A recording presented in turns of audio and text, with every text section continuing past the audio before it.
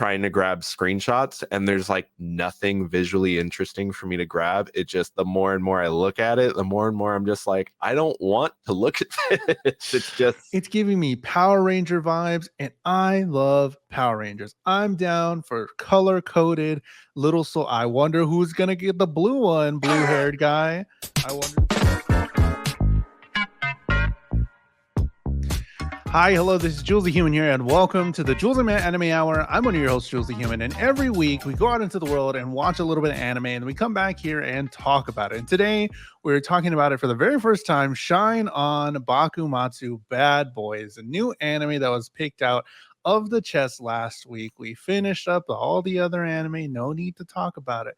We're back and we're doing a brand new anime, Shine on Bakumatsu Bad Boys. There's tons of anime still left in the chest to be picked out in the future, and the way that you can put an anime in the chest here to be rated on our chart for season 2 is to submit a $5 super chat on YouTube, $5 super chat, or 500 bits on Twitch. That goes both to me and Matt, and we get a new anime added to be picked out later on in the season. I don't go on this anime journey alone. I go with my co-host Matt Galley. Matt, how are you doing this week? I'm doing very well. My head is so full of historical facts right now, of different relevancy levels due to the show that we're watching. We ended the podcast last week, like finishing a show that we started kind of on positive, notes to a certain degree, ending in disappointment. And man, I was really looking forward to starting this one, and just right off the bat, it just kind of has become a struggle. Oh, really? Yes, it has become a struggle and a task no to get through this one so far. Let me Oh tell you. man, we're gonna talk about it, but We're gonna I talk mean, about it. I didn't think it was that bad, or I didn't think it was bad. So we do got to talk about this. Is the first time that we're watching this anime. Hopefully, you watched along. Maybe you didn't. Maybe you're like, hey, I want to hear these guys' thoughts before I try it out. But we're talking about Shine on Bakumatsu Bad Boys, and from what I looked into it, I did very surface level looking into compared to what Matt did. I could see that this was the first or the fourth work by the studios that made it, and this is their first original, and there's no manga. It's not adapted from a manga. There's no other, well, now we know that there possibly is some references to other things, but so far this story is an original story, and it's the first time doing that. So I do kind of want to talk about how right off the bat, like what kind of advantages or disadvantages do storytellers have if they're making an original work versus like adaptation from a manga where there's possibly already preconceived notions, there's already a fan base, and then to try and build a story out of nothing and make a manga or make an anime out of it and present it in a way so that you don't need to know so much backstory about a character because they're presenting to you what you need to know. Why don't you talk about like what, I don't know, like what are some good things that can happen from when there's an original story coming to this medium? I mean, we've seen in a lot of I guess one of the easiest ones to be able to point out immediately would be like the works of Studio Ghibli, where you're able to kind of like tell a more reeled in and a more concise story in a shorter amount of time compared to something like a manga, where usually because of the serialized nature of them, the mangaka is looking to kind of stretch things along. They want to make it a series. They want to do things in the long term. And sometimes they have to, and because sometimes they have because deadlines. of deadlines or contractual obligations and such. But in the case where you have a animation that is not being adapted from any source material, I feel like that kind of just breaks chains of limitation and can allow somebody or a group of people to really create something that steps away and challenges what the medium has already put in front of us before. in terms of both storytelling, presentation, everything. The I guess the where the show loses me is where it starts to feel as though it seems like with how it um certain and at certain times when it's with its presentation, it's like doing things that evoke manga paneling and stuff like that, and to me that feels like the show already like trying to self-impose restrictions on itself. And if you have budgetary constraints and stuff like that, I feel like what's the point of anything after going going for an original story if you're going to really keep yourself limited anyways? Why are you trying to tell something new which is also going to push budgetary constraints with the writing department? Because it's going to be difficult to write that original work versus adapting something that already exists and putting all the money into the like adapting from the source material, which is way more constrictive, but has less budgetary constraints than creating something completely brand new.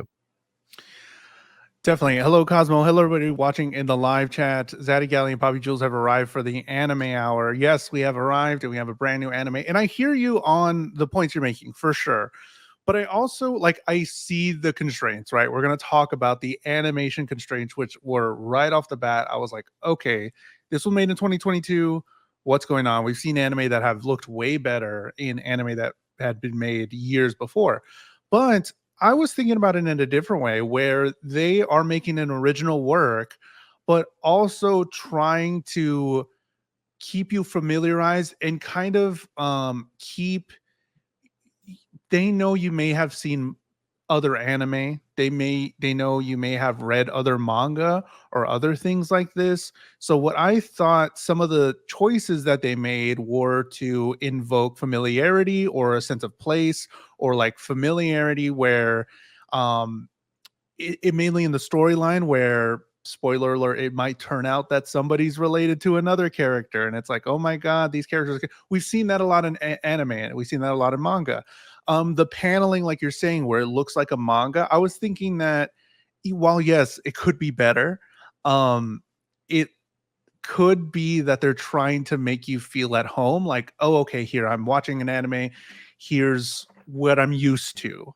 And they could, I thought of it like that to try and give them the benefit of the doubt because it was a little lackluster in some of the stuff.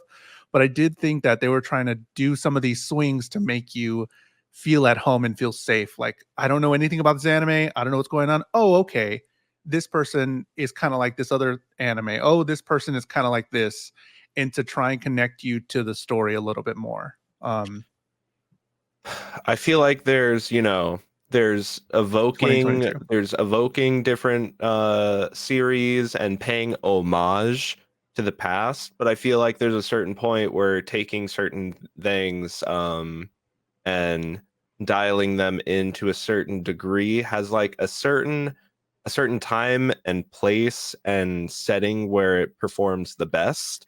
Sure. And I definitely feel as though after we get into it, there are some points that I want to talk about where I just feel as though the show, the show's premise sets up better in something like an isekai or something that's just more removed from reality because it wants to be historical fiction esque, where it's taking the framework of very real things that happened and use very real figures that exist in history and tries to kind of throw them into this zany little story that we got going on, but you know, it's to the backdrop of some very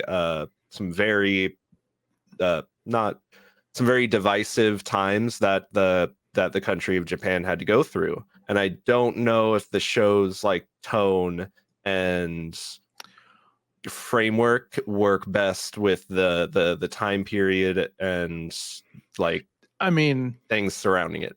to be fair, if you didn't tell me that some of these characters were actual living characters in real life, or some of these events were actual real events, me, Western boy, would not have known. And I thought this was all made up by the story. And I didn't even catch that when they were talking. I said this in the Discord. I thought when they were talking about the West invading, I was like, oh, America. And I was like, oh, wait, America wasn't a thing anymore just yet. I was so simple minded. I was like, I'm just taking everything at face value. I was Which like, is oh, just like it's just if the show handled itself with kind of like the gravitas of something like Cabaneri of the Iron Fortress, I think it sure. would be a lot better, but it just feels like it wants to be Saturday morning shonen adventure, That's definitely what I'm getting. Power Ranger vibes, which is like that's totally okay, but again, it's just that framework I just feel like doesn't really work in that this setting. It's trying to pull it into it, but and like, have these zany, funny characters, but it's set in it's in a setting where I just don't think it's able to perform the best because like we'll get into it, I guess. Sure. Rosie said Hatalia PTSD. Hello, Claire. Welcome. Really, 2022? I'd have guessed 2000. Yes, I had to look it up, and it was made in 2022, and I was very disappointed. But grain of salt. This is the studio's fourth anime work, first full original work, whatever, whatever. However you want to interpret that. Cool. Shine on Bakumatsu Bad Boys. Let's get into it. We've been talking around it. Episode 1, Deceive, the Shinsengumi. Gumi? I've been saying Gami. Shinsengumi of criminals. What happens in episode 1? So we meet Ichiban Boshi, a Hell yeah. samurai, self-pronounced samurai killer, as he's about to be beheaded. Um, Todo Heisuke, the 8th unit captain of the Shinsengumi, a private military group, offers him, alongside a group of criminals, the chance to join as substitutes for his fallen comrades. Ichiban Boshi does not want to take this offer as he thinks a samurai killed his parents. Toto reveals that they share a common enemy, so Ichiban Boshi accepts alongside the rest of the criminal group. We meet Katamori, the lord of the Aisu domain and the commander of the Shinsengumi, and he tells Toto to take his group into town on a reconnaissance mission, looking for mysterious Ronin that are causing a ruckus. We see another figure who we'll see again later giving out cursed swords as Ichiban Boshi and Sakuya pursued an attempt to apprehend a criminal. Ichiban Boshi, drawing the sword, can feel the spirit of Kondo Isami inhabiting it, giving him power. Hell yeah. I love Dumboshi. He's the greatest. Dumb Boshi. So definitely in this first episode, exactly what you said. It's giving me Power Ranger vibes, and I love Power Rangers. I'm down for color coded little soul. I wonder who's gonna get the blue one, blue haired guy. I wonder who's gonna get the red sword, red haired guy. I'm like so down for it. So cool. That Um, setup, it's very, it's again, it's like it's paying homage, and it's not to the point where it's thrown me off yet. I'm like I'm here for the concept, and I want to see what's going to happen. Having them all have their little introductions. It's fun stuff, and it's a good way to introduce us to the concept. But I feel very like Kisniver is something that comes to mind, where sure. you get the problem of potentially having too many characters Too many introduced too cooks. quickly without them getting the proper time for characterization before the show wants to like get its plot kicked off and such. I feel like they were pretty characterized fairly They're quickly. characterized quickly Mannerisms. in their mannerisms and their just the color coded nature and Sure. their character designs themselves. I feel like I don't know their names. It was very hard for me to remember their names, That's and yes. it will continue to be very hard for me to remember their name. But I do know which ones I like by the color, and I think that was a very good choice. I think to have them all have some sort of primary color, And adjacent primary colors was a very good choice because they did go so fast here in the beginning. First off, I was like, what's going on? Wait, y'all are criminals, and now this man wants to recruit you to a thing. And I'm like, and they're throwing out big long names, and I'm like, whew, okay, it's going. Here we are. But it sets it up pretty cool where we have a ton of characters. Ichiban Boshi, obviously our main haired character with the hair, and Sakura, the hitman, Horace, the glutton, Nagakura, the crime collector, Satan, Kaisuke, the crazy doctor, Suzuran, the monk, and Okita or Akira later on, the cross-dressing woman. They gave them their names. They gave like 3 different names for the characters. Because each character has their actual name, but then they're given their the moniker of the Shinsengumi swordsman that they're supposed to be replacing. Because that stuff, there were 7 captains, other captains outside of Toto that got killed, and so they are becoming the substitute for his comrades. cool concept, but if you're gonna do that, I would rather you not tell me their real names first or just go by something else, because now I'm just so confused because they do call themselves the captains sometimes, and then they sometimes call them by their real names Sometimes it's super easy to it's just remember inconsistent. Dumboshi. Yeah. It's not. It's inconsistent I'm just like, introductions. whatever. So Ichiban Boshi, his family was killed by the masked demons. The Shinsengumi, yeah, I said that right, are hunting the masked demons, so they have sort of a similar goal here. We get their intro around this time. And what did you think about the intro and what it showed? The intro song was pretty good. Intro song was fire. Why am I not forget? I'm forgetting everything visually with the Visually, it was intro. pretty lackluster. The same. It's an anime intro. We had a character, another character, another character. They're doing some cool stuff, and I'm like, yeah, dope. And then on episode 1, they give us. I don't know if they did it because it is an original anime or because they think I'm dumb or something. They show the yellow-haired character that we don't know their name just yet. They showed the yellow-haired character for a while. And then it switches to a scene with who we now know, Ichiban Boshi, had his family die with a mom, a dad, Ichiban Boshi, clearly with the red hair, and then a yellow-haired kid as well. And I'm like, well, I mean, I got that from the scene where she's holding him and the kid and pushing Ichiban Boshi away. oh, I didn't get that. Okay, well then you're smarter than me because I was watching I the didn't notice it in intro. the intro. Yeah, I was watching the My intro for brain the was first time, my and brain I'm was like, all during the intro, man.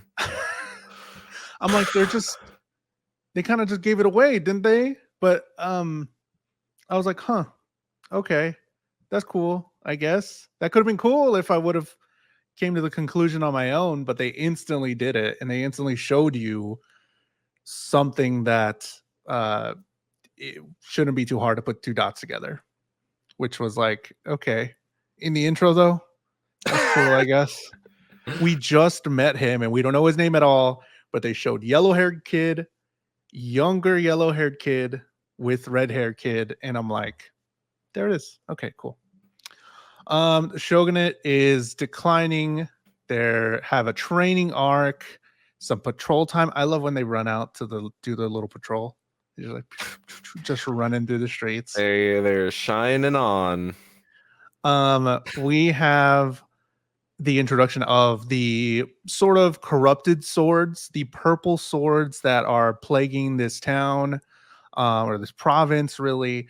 And I don't know if they're like possessed or they give some power or something's taken over. We still don't know that just yet, but we get a pretty decent, I wouldn't say fight scene, but just like a clear indicator that there's something more here and there's something more to the swords because Dumboshi pulls out the swords, he wields Kotsetsu's power And he and shines shatters the on purple. Leo Point. He literally shined on. Episode Oh 1. shit. We're pointing. Dang, dude. How do you like? I like Ichiban Boshi, but how do you like sort of the relationship that's starting to form here in episode 1 of Sakuya and Ichiban Boshi? Because Sakuya is this cool, what was his name? The The hitman. hitman, and he has this little timer here.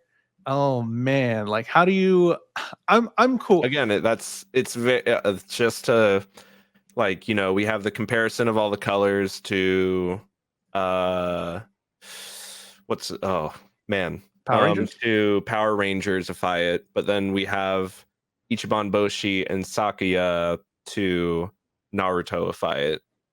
Sure. um so And it's just, it to me, it's paying homage for sure.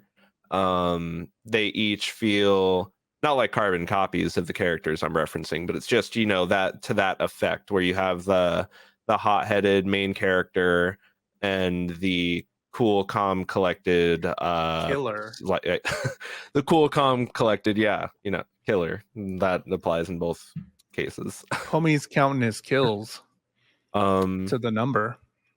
So it sets up for a good rivalry-esque relationship for sure, for Ichiban Boshi to have that mentality of that's what somebody looks like when they've like honed their skills to the absolute highest level, to be able to have that in his group, so to speak, because nobody else, I would say, is kind of like they're foils to each other for sure, and nobody else in the group kind of have that rivalry aspect. I would say the rest of them are more like Bo and Gyataro kind of pair off, where Sogen and Suzaran kind of pair off. Then you just have Akira, who's their, like, becomes the older sibling of the group, so to speak, altogether, rounding it out. Yeah. Yeah.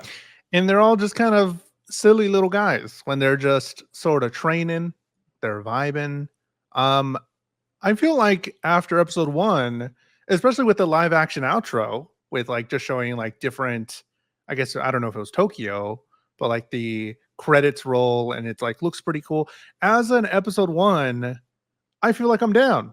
Like I'm down for it. Seems fine. Did you have any issues with episode 1 as like a one I don't think I had any. introduction? I don't think I had any big issues with episode 1. Did it Not at capture all. your heart? Did I it don't think it shine captured my on? heart. I Oh, think I think I was very indifferent on episode 1. okay. Again, I do think that just the if it feels, I can already feel the show being a little static in episode 1, where it's a lot of characters in frame and text or and speech, and they're not, like, really doing anything dynamic with the presentation so far, which is can be fine as long as the story is serving its purpose in the ways that we want to make it compelling to watch. Mhm. Yeah, I mentioned that too when I was just watching it. It just felt like it was characters in front and background was super flat for some reason. And it happens a lot. And I don't know, I haven't looked through the actual screenshots you sent me, but a lot of the time I was just like, it feels super flat, like they're paper, kind of just Hmm. like paper on paper. Hmm. And they're just walking around. Well, something that I didn't like, I did like the stylization. If you look at Ichiban Boshi's like what he's wearing, a lot of the time the characters have like these really cool outlines of like blue or red, and I think that's pretty cool. Yeah, and So that is where, like, I think I mentioned, not today, but it's not this one, maybe that the one. we had the late Edo period, or the artwork throughout Edo period. Some of the more colorful art pieces, it just feels very like evocative of that style of art. Um, Sure. I should have put the picture that I put in the Discord in the mix of the screenshots. But yeah, it feels like it's trying to do something with it, but it, again, like, it's when I just think about some of the high points that we've had before, I'm really thinking on Cabaneri again. It's just some of those still frames that you had where it just looked like like a Movie. painting, like a Yeah. painting that was moving, where I feel like the show could have just been a little bit more unique in its not in its I guess yeah, in the art style to really take it over the top with what it was trying to do instead of it just being a filter over the screen. Try to come up with some sort of technique that just pushes it into the direction of it being completely unique in its entirety. You could also think back to Madoka Magica when you had the domains of the witches and how like that kind of looked. There's just Hmm. I just feel like there's so many unique ways that you could take it that just going with a filter over the screen is the bare minimum. Sure. We're talking about Shine On Bakumatsu Bad Boys, and And we we're gotta talking about get going. episode 2. Yeah. Let's go. Shine On Keepsake Katana. What happens in episode 2? Ichiban Boshi explains how he felt the power of Kondo in the sword. Toto explains how after his group was dismantled and killed, it may be that their souls are now within the spears. The next thing they get tasked with doing is investigating an area in the surrounding domain. We meet a new character, Suchi Mikado, who's the head of the family and also the boss of Matsudaira Katamori. So the big boss. He immediately identifies Ichiban Boshi and Sakuya as two people to keep an eye on. We meet Sakuma Shozan, a retainer of the Matsushiro domain and an actual historic figure. He seems to recognize Sakuya, and they are tasked with giving him an escort. On the escort, they are ambushed by Imperial loyalists that Sakuya quickly cuts down, and Sakuma is able to recognize him. Toto finally relents and says that he is correct in recognizing Sakuya. We see cannons being fired off the shore of Japan, and Sakuma explains that in order for Japan to not get colonized, they must unite as one. As the evening goes on, he questions everybody on what they will do when the way of the sword goes out of style. And we see Akira approach Ichiban Boshi while he's training in the middle of the night, leading to Sakuya getting approached by a figure who seems to be his master. One thing I gotta say is while it's still throwing out new characters, while it's still giving me some information about them, while it's moving super fast, I can kind of just grab the big picture Yeah, and understand what's going on. Like I think once I stopped focusing on like every little minutia about okay, who's this character? What is their connection really? How do they play into this big thing? I'm just like, forget it. It's confusing me. And there's too many people here. What is the main story? What is the core thing? They want to help, but there are these people in the way. There are some shady people there somewhere that we don't really know about. um they have powers and they're really trying to, and they gave it in this sentiment here that Japan must unite as one. That gives us a pretty clear indication where this might go. So I'm like, when you're grabbing at the bigger picture, I'm like, okay, this makes sense, this is fine. And it also has the little interconnectedness with all the different characters in the group. But big picture, I get what's going on. If I try to focus on the little stuff, I'm just super confused because there's so many characters going on. There's so many connections to everybody. And I'm just like, I don't know. I don't know. So I don't want to think. And I feel like this one, I can just kind of just not think. And I'm like, okay, fine, whatever, go for it. So that's why I think like the pacing is fine for me. The main issue with the pacing for me is in so many characters being introduced every episode and not knowing how they connect, talking. I yes. forget some people. I'm like, who's They that? they just and you have one-liners of the characters just going like, he's our boss. just don't forget it. And it's just like, sure, but I don't remember your face, man. I have facial blindness. like why is he our boss? Like what are we working for? They like I just I feel like we lack the contextual like reason to actually care about them as a group coming together, other than for the sake of they're a group that needs to come together. Also, Why should we care? did he explain why he picked criminals? Because they were about to die anyways, right? Because they were about to die anyways, and if they refuse, he can just kill them because they were about to die anyways, and now they know too much. Yeah, that's what I mean. Where like it could just that's where it kind of falls But flat for me. Where like I'm trying to, sure, it's easy to follow. The pacing's fine. The animation isn't abhorrent, and it's not doing anything that's like actively making me go like, ugh, why do they put this in anime? But at the same time, I'm just finding it hard to like really find a way to connect with the show and care about these characters and what trials and tribulations they might go through. If it wants to not be this if it wants us to not care and it wants them to be these just only surface level vessels for the plot to move forward, that's fine. But then we get these little flashbacks that start to constantly increase in their repetition, where it's like, yeah, you showed me this already. I get it.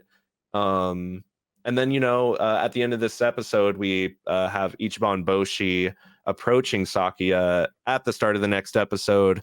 The stupid age old Shrek thing of Shrek hearing Fiona like just say part of the whole story. And now we have a Ichiban Boshi and Sakia, like a wedge driven between them. After in this episode, we had Ichiban Boshi standing up for Sakia, saying, "Hey, this is a good guy. He's part of our group. He's important, and I don't care about his past." And him immediately going, "Whoa, that's your past, bro." And I mean, like I don't know. I get lost somewhere along the way where I'm just like, now I just feel like I'm getting dragged. in any, I don't know. I It's guess the yeah. Time the forced time is disagreement. Like, just don't tell us, the audience, that's actually what happened. And then the revelation from it later will actually hold weight. But when us, the audience, know the full story and then a character doesn't, I feel like I'm just being cheated out of it yeah. It's like, come for the on. sake of the character not knowing.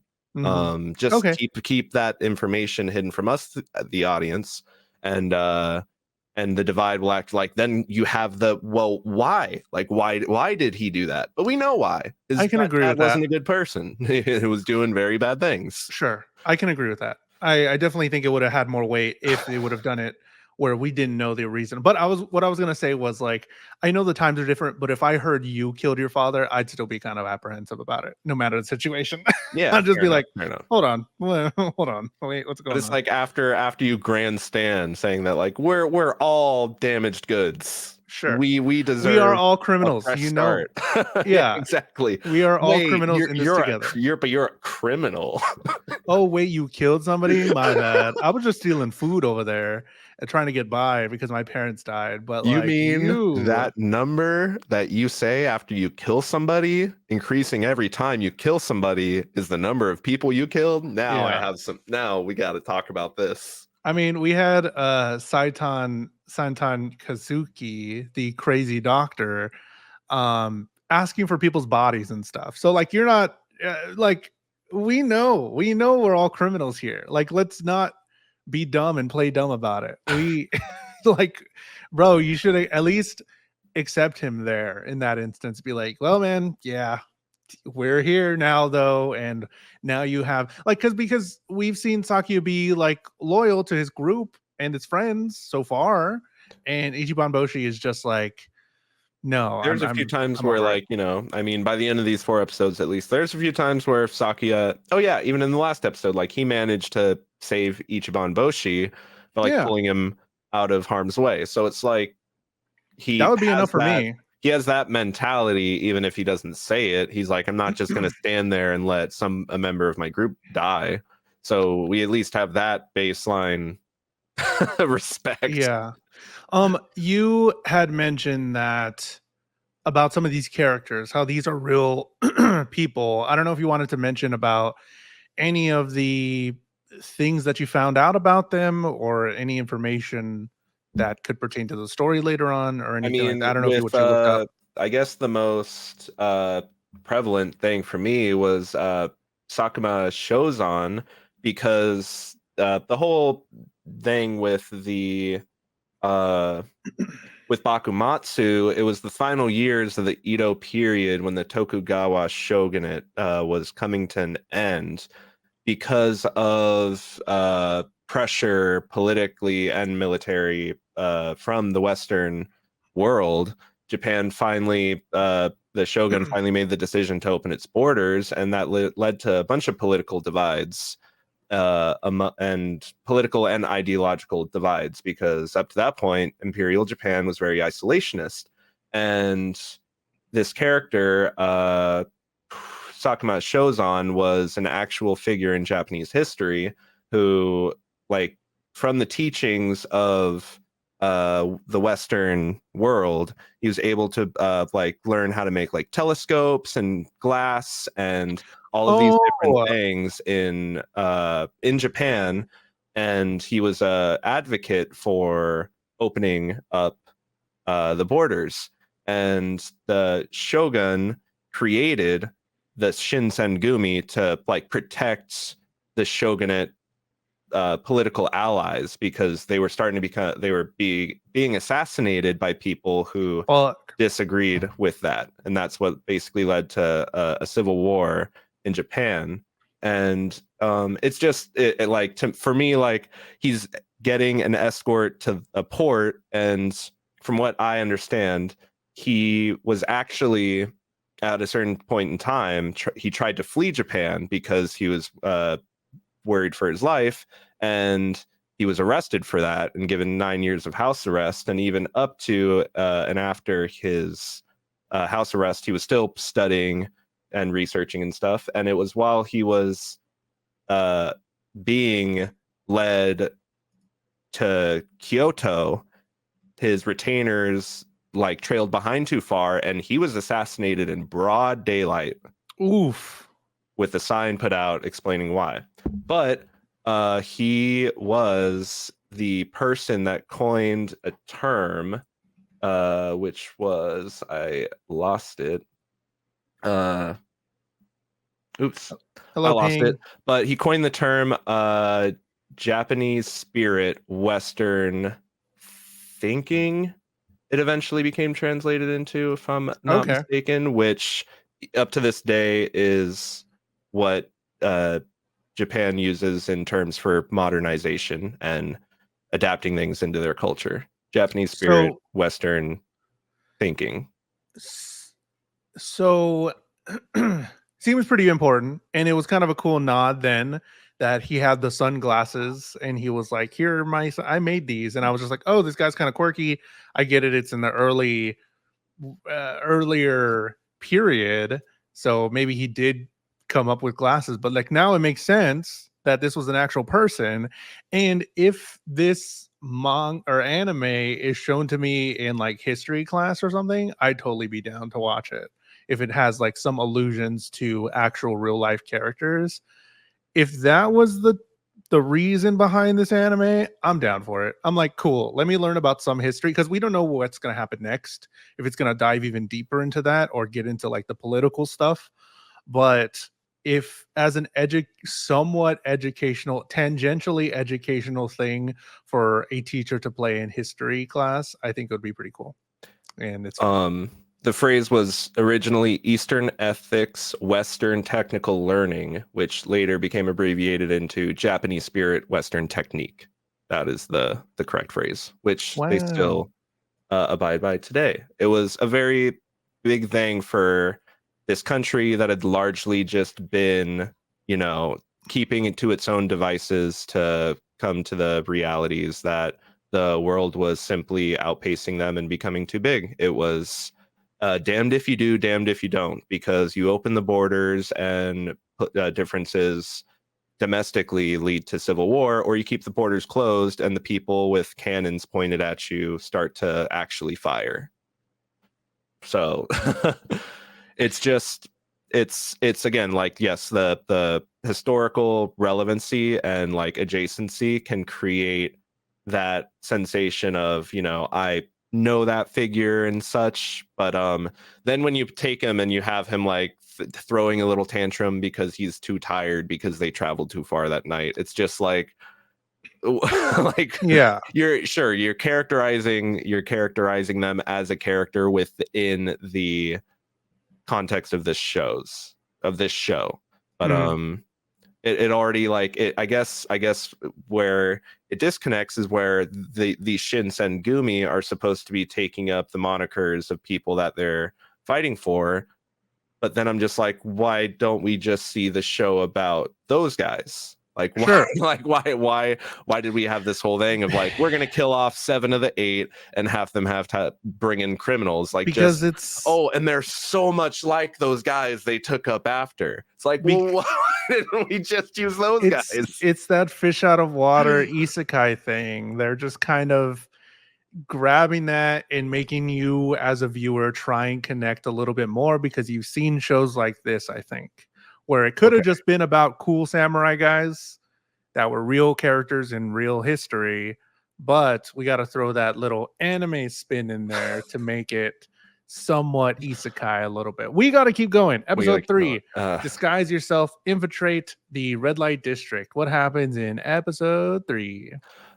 In episode 3, we see. Oh, I lost my notes. Oh no. This is the worst thing that could ever Sakia, happen. I'm sorry. Uh, wow. dang, show's over. Show's over. I don't Ended. remember what happened at all without Matt's notes. We see Sakia taking out his sensei, his previous master. Ishiban Boshi is shocked by the revelation that he killed his father. We see Akira and their past trauma before everybody gets tasked with investigating into the presence of names. Oh my goodness. I almost have it back. Katsura Kogoro. So they are attempting to investigate into the presence of Katsura Kogoro, and they each come to the realization that they're in this brothel by different means. Everybody gathers information. Ichiban Boshi and Akira are almost stuck in hot water before everybody comes to the rescue.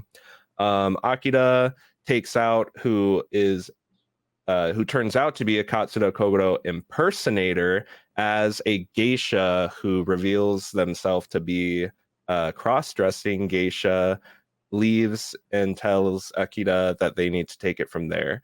As everybody's resting that night, Gyatoro and Bo are snuck up on in an assassination attempt.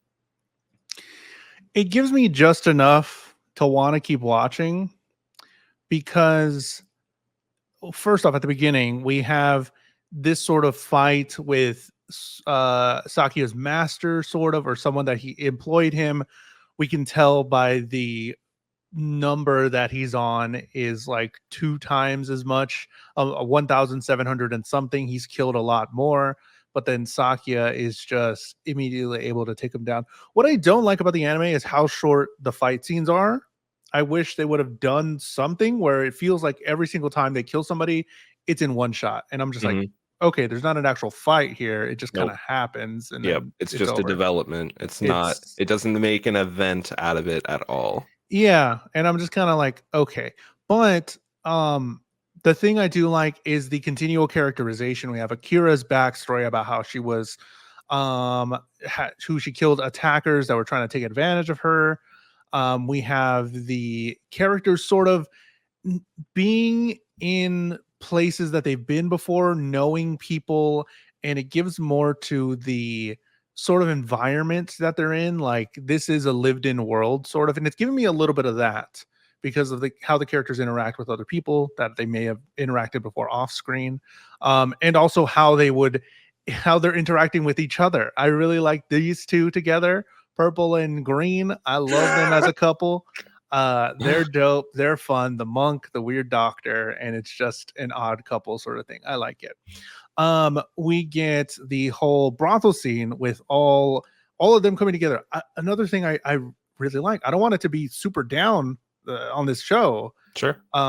So another thing I really liked is how they all arrived at the same conclusion whenever their leader were like, "What the fuck are they doing? What are they? Where do they go? What? Who are? They're just walking over there. What's going on?" But then they all come to the same realization, same conclusion. They all meet up at the same spot. And I'm like, "Oh, that's nice. That's fun. I like that." I'm like, "That's cool. Whatever." We get a character in this guy. This geisha was so dope. Turned out to be the person they were looking for. So it's giving me just enough. It's not filling my cup though. I'm still a little thirsty, but I'm like, this is the priest has an Again, electric it's staff like now. it's all stuff that I like and I want to be seeing, but like I don't know. I don't know if like that. One thing Me, that like that by the end of these 4 episodes, I'm just not enjoying looking at this show, man. I just oh, don't like looking at it. It's not interesting yikes. visually. It's not doing enough with this audio visual medium visually to keep me like engaged. Like Dang. the whole they all come together and stuff. It's like even if it's just for one moment, give me something where like some of them are actually coordinating with each other. We have the Avengers with no team up attacks. Like do something with them as the group, or I don't care about them as a group.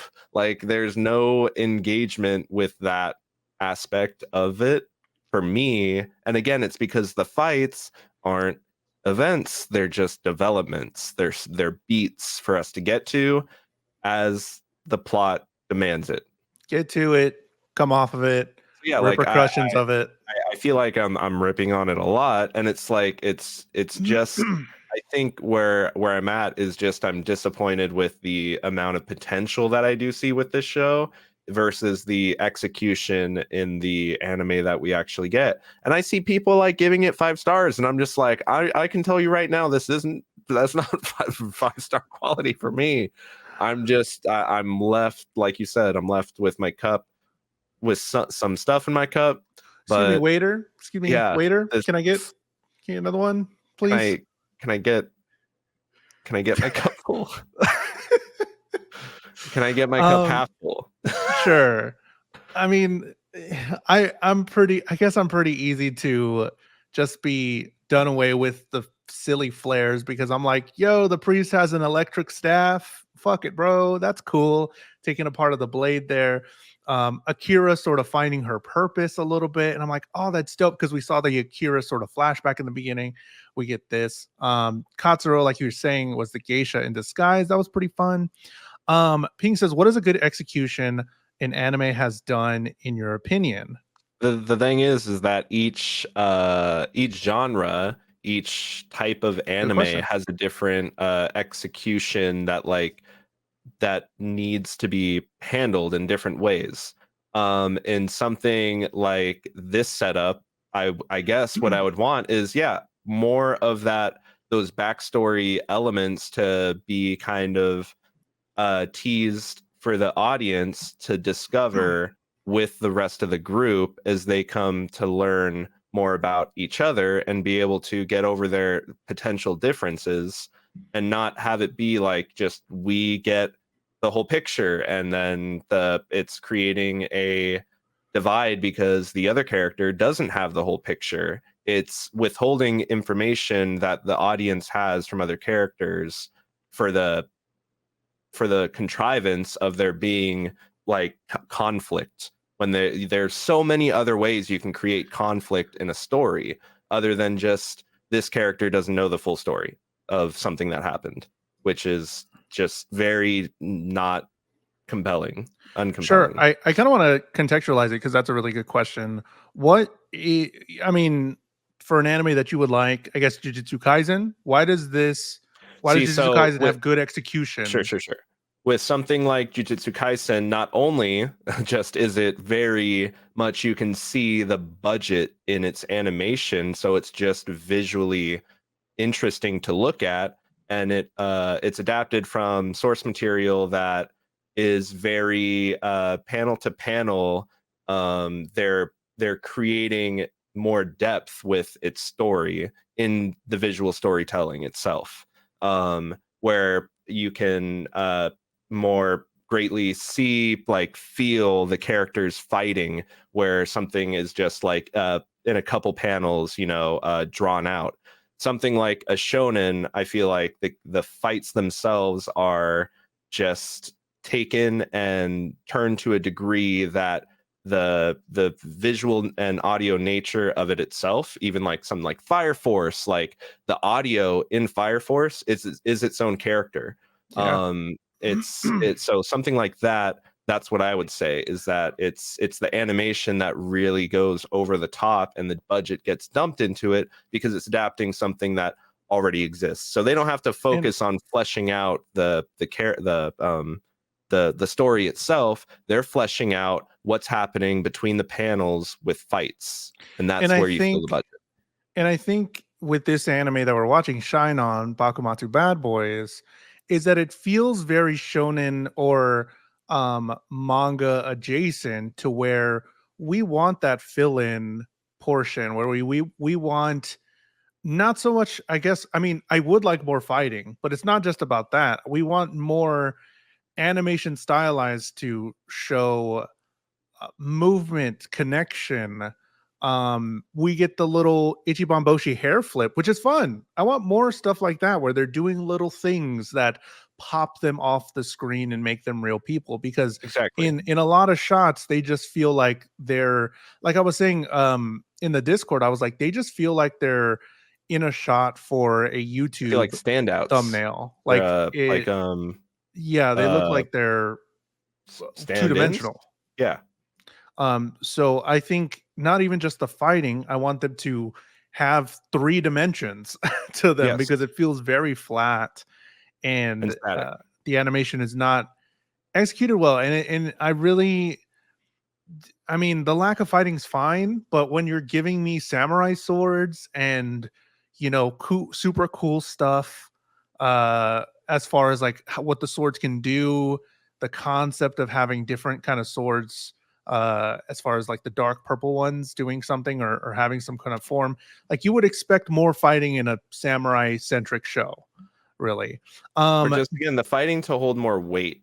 It feels like, in the first episode, we just get like the one attack coming downfield and slicing through the air, and then Sakuya flips his little timer and like attacks 3 times, and then the guy just runs off, and it just felt so quick. And it like, also that too, the sense of like place and space in the show, it doesn't just feel dynamic. It feels like we're watching like one of those cutscenes out of mobile games, where like they just use little comic fill-ins, and then you get the audio coming at and you. and I really wish the after credit scenes were a little bit more. The after credit scenes are way too Yeah, short. that's like They're just they're like little one joke and then it's gone. Um, we got to they get don't going. they don't learn to Dan sing our says, style. Dan says, so far it's definitely a 3-star for me. Just realized I'm a little behind. And Pink said, would learning history about the real life character help give more dimensions to the characters? Matt actually did, I guess, did a lot of research, more research than I did.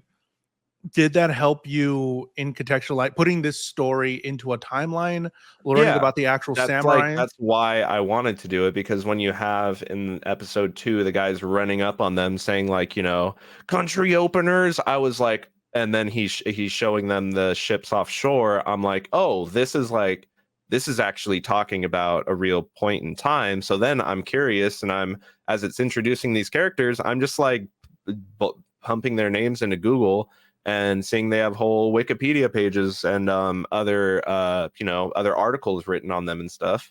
And so it definitely makes it that interesting. I'm interested in that because, like, the whole end of the Edo era and the start of the Meiji era, I think, is very interesting and intriguing. But I don't think the show really cares about that. I think it's just using it as set dressing for the story that it wants to tell, which is this cult of demon sword crafting individuals, giving them out. And that's where I guess it's just like it loses me, so to speak, is where I am intrigued with the actual historical context, but the show wants to border on isekai-esque natures and Power Ranger. I'm forgetting the And I'm super yes, into Power Ranger stuff. I mean, whatever. Episode 4. We got 5 minutes. yep. Search for the mysterious magical sword. What happens in episode 4? Sakia realizes that they're being jumped by assassins, and they scare off two of them, and they go to interrogate the other. Matsu Daida explains to Toto that the rogue demon blades are making their way in circulation, and Toto sends everybody out to gather information. Akira once again meets with the cross-dressing geisha, who turns out to actually be Katsura Kogoro, but he claims to be allies. We learn about Ichiban Boshi's little brother, and Gyatoro uses his connections to find out where the swords are coming from. Yeah, Katsuda Kogoro explains that they are an ally to the Shinsengumi, as they want to see the end of the demon cult as well. We find the source of the swords, and Ichiban Boshi chases down a culprit, and it turns out to be Tsukito, his little brother. Apparently, that's his name, Tsukito, who we Tsukito. assume is the little brother, who now is Rashomaru, the leader of the mass demon. So it turns out Ichiban Boshi, who is, I guess, they named him kind of the leader of the Shinsengumi. He took up the Um, moniker of Kondo Isami, the real took up life the historical figure. Yeah, so he's sort of the leader, and the leader of them is brother of Tsukito, Oh, brother. Rashomaru, the leader of the mass demons. Oh my god, what a twist that we were shown in the first episode. Um I like that what's his name? Sakuya met up with Tsukito. They had sort of a sparring thing, a little bit of stuff there. I like the little silliness here with all whenever they're going into the place, into the main area. I like the characters' interactions. They're fun. I don't know if I'm super on board with what's going on totally. Again, the animation isn't the greatest. There are some shining lights for me when there's some stuff, but it's not great. But I'm still in the story. I'm still here. I'm still like, okay, I want to see Yeah, where this goes. I it's like the it's it's not super great, but it's again, it hasn't done anything that's just completely been like, what, why? yeah.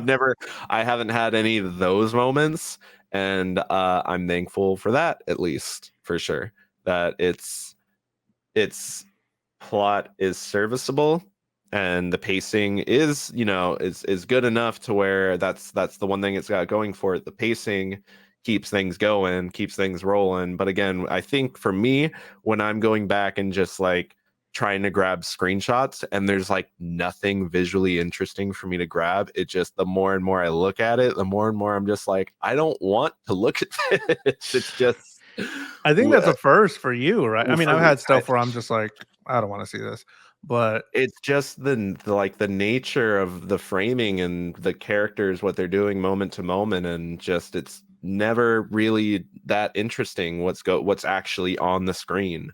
And I feel like with something like this, like you don't even get like a transformation sequence for them. You get their little swords shining and some geometric shapes show up brother, around it's their feet. called Like, Shine On, not I don't, Transform On. dude, give me, they're gonna be Power Rangers, but no transformation sequence. Like, Bro, okay, at the end of the season, they're gonna all come to one, and it's gonna be one huge sword. Just wait for it. I don't know if it's just me. It might be just me, and it might be the fact that I have so many hours in Total War Shogun 2, and that I like the grounded nature of this time period, that for me it's turning things on its head, just kind of disconnects me from what connects me to this time period, I think it's what I enjoy about it. my lack of knowledge. So I would say actually just don't look up the characters or anything because I'm more in it, I think. From what's yeah, I think just because I wouldn't have known these were based on real people if you didn't tell me. They didn't have anything notating that in the anime. So I'm like, I don't know, they're just quirky, I guess. um I may be just fine with visuals of shining swords and never getting a fight sequence, I guess. But I want it to be good. We're gonna keep going. Episode 5 through 8 We next gotta keep week. going. We gotta keep going. You paid us to keep going. Shine on Bakumatsu Bad Boys. If you want to watch along with us, we're gonna be talking about episode 5 through 8 next week. We're already coming up. The hour has been animated, and watch that before next week. Thank you so much for watching. Matt, where can they find you on the internet? Follow me on my YouTube or on my social medias at it's Matt_Galley. Jules, when we're not here shining on, where can the people find you? You watch me shine on YouTube, youtube.com/JulesTheHuman. If you're watching this on Twitch or on Twitter or X or whatever, I don't stream on Twitch anymore. I stream on YouTube. I stream a bunch of games. We're probably going to be playing more Zenless Zone Zero this Friday. It's been a lot of fun. I've been playing a ton of Final Fantasy. Just finished Stormblood today. Super hyped. So if you want to play Final Fantasy with me, let me know. But you can watch this anime podcast on Spotify as well. Spotify, just look up the Jules and Matt Anime Hour if you want to have something to take in your car or watch later. We have a ton of anime that we've done. We've already on season 2. We've done so many. This is episode 85 or something. We've done so many anime. We have so many anime to go. The way that you can get anime to be pulled and for us to watch, forced to watch The good, the in the bad, and chest. the ugly. All the anime. We tell you what's good or what's bad by our ratings here. So if you want to add an anime to the chest for us to watch, $5 super chat on YouTube or 500 bits on Twitch whenever we're live. But that was the Jules and Matt Anime Hour. Watch episode 5 through 8 of Shine On Bakumatsu Bad Boys on Crunchyroll before next week, and we'll see you then. Bye. Bye.